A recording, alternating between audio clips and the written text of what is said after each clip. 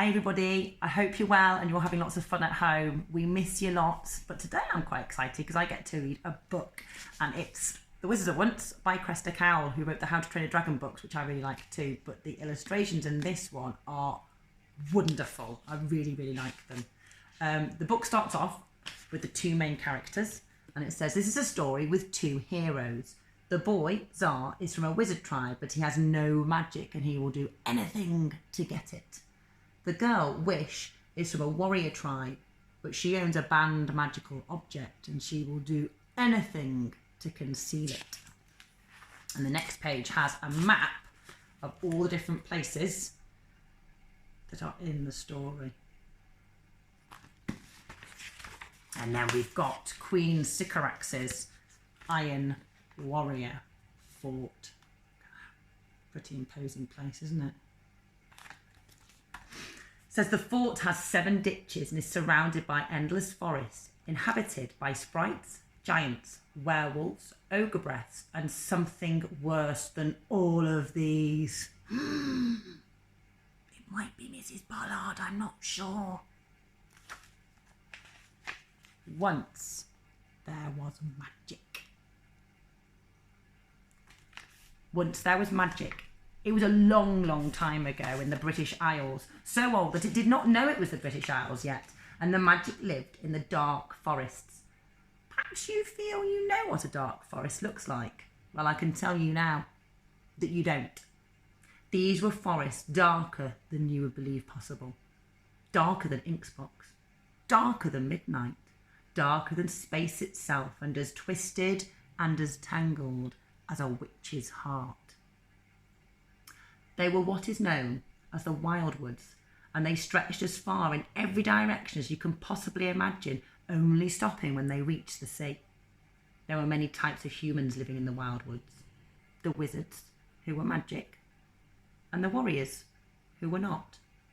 The wizards had lived in the Wild Woods for as long as anyone could remember, and they were intending to live there forever, along with all the magical things. Until the warriors came. The warriors invaded from across the seas, and though they had no magic, they brought a new weapon that they called iron. And iron was the only thing that magic could not work on. The warriors had iron swords, and iron shields, and iron armour, and the horrifying magic of even the witches was powerless against this metal. First, the warriors fought the witches and drove them into extinction in a long and terrible battle.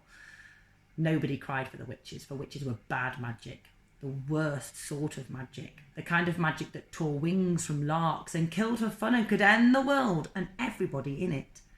But the warriors did not stop there. The warriors thought that just because some magic was bad, that meant all magic was bad.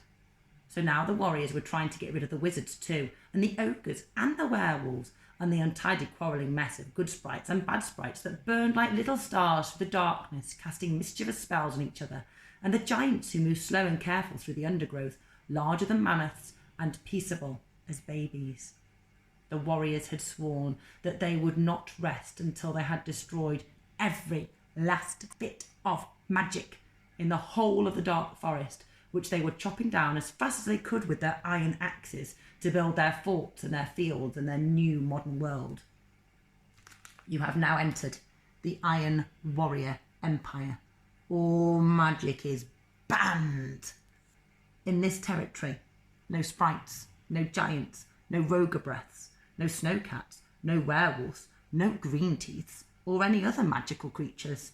No flying, no enchanted objects, no spelling, cursing or charming, no magic whatsoever. Any wizards entering these lands may most unfortunately have their heads removed by order of Her Majesty Queen Sycorax.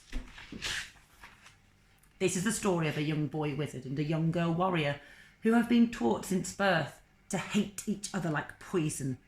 The story begins with the discovery of a gigantic black feather.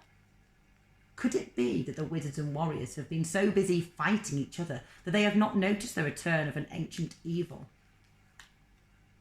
Could that feather really be the feather of a witch.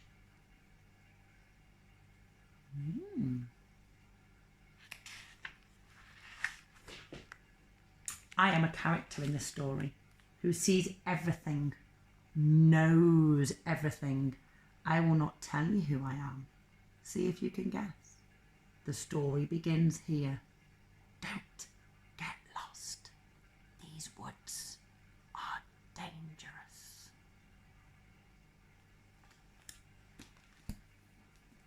Look forward to reading the next part to you. Bye.